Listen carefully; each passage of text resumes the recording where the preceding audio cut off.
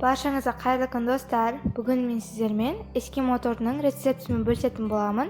Бұл торт өте жұмсақ және нәзік болып шығады. Сол үшін де видеоны соңына дейін көріңіздер. Ең алдымен таза ыдысымызға жұмыртқамыздың ағы мен сарысынан ажыратып аламыз. Жұмыртқамыз міндетті түрде бөлме температурасында болу қажет. Және де жұмыртқаның ағын салатын ыдысымыз міндетті түрде құрғақ болу қажет. Егер біздің ыдысымыз құрғақ болмаса, біздің ақуызымыз аппақ болып көтерілмейді. Сол үшін де ыдысқа ақуызды салмай тұрып, оны салфеткамен сүртіп алуға кеңес беремін. Міне жұмыртқаның ағы мен сарысын ажыраттық. Енді жұмыртқаның ағына қантымыздың жарты бөлігін салып, оны жақсылап миксермен аппақ болып көпіргенге шейін араластырамыз.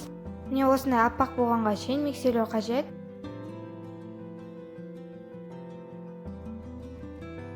Енді жұмыртқаның сарысын алып, қалған қантымызды салып, оны да жақсылап аппақ болып көпіргенге шейін миксерлейміз. Міне осындай болып көтерілгенге шейін миксерлеу қажет. Енді оның үстіне бөлме температурасындағы суымызды қойып, оны да жақсылап араластырамыз. Міне араластырып болдым. Мен ақуызды кішкене үлкендеу ыдысқа ауыстырдым. Енді біз миксердің жаяу жылдамынан қойып, сарыуызымызды аздап құя отырып, жақсылап араластырамыз. Міне мен сарыуызды аздап құя отырып, миксердің жай жылдамдығына қойып, оны жақсылап араластырдым. Осындай масса шығу қажет.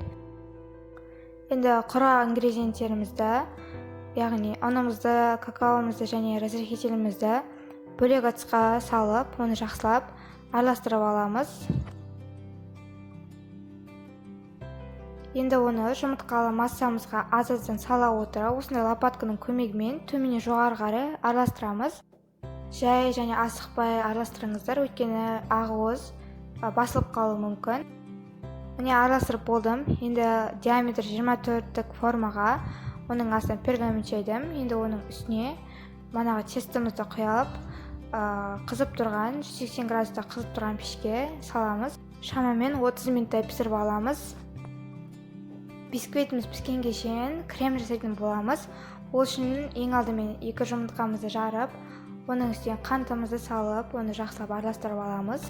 Көп араластырудың қажеті жоқ, шамамен 1-2 минуттай араластырсаңыздар жетеді. Енді оның үстіне сүтімізді құйып, оны да жақсылап араластырамыз.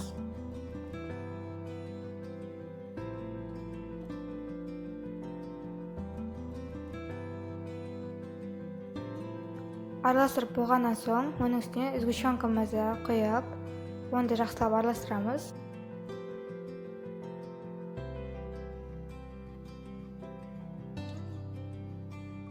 Енді ең соңында ұнымызды салып, оны жақсылап араластырамыз. Оның түйіршіктері қалып қалмауы қажет, сол үшін де жақсылап араластырыңыздар. Енді массамызды осындай қайнап жатқан судың үстіне қойып, үздіксіз араластыра отырып, қоюланға шейін ұстаймыз. Крем дайын болғаннан кейін, оның бетіне пищевой пленка жауып, суыттым. Міндетті түрде суытып алыңыздар. Қазір кремде өте көп түйіршіктер бар. Однородный болу үшін мен осындай блендермен езіп аламын. Бұл міндетті емес. Езіп болғаннан соң, оның үстіне бөлме температурасындағы майымызды салып, оны жақсылап миксермен араластырамыз. Міне креміміз осындай однородный болу қажет. Оны холодильникке салып қойсаңыздар да болады.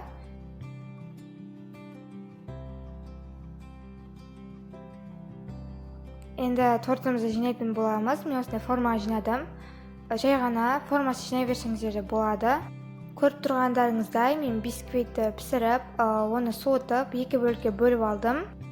Енді коржымызды алып, оны формамызға саламыз. Және мен оның үстіне пропиткамды жағып шықтым.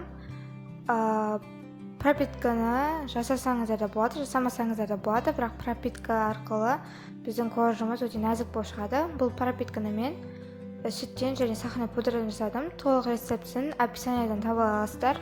Енді коржымызды пропитывать еткеннен кейін кремімізді жағамыз. Мен кремнің жартысына какао қосып, оны сыртын тегістеп шықтым.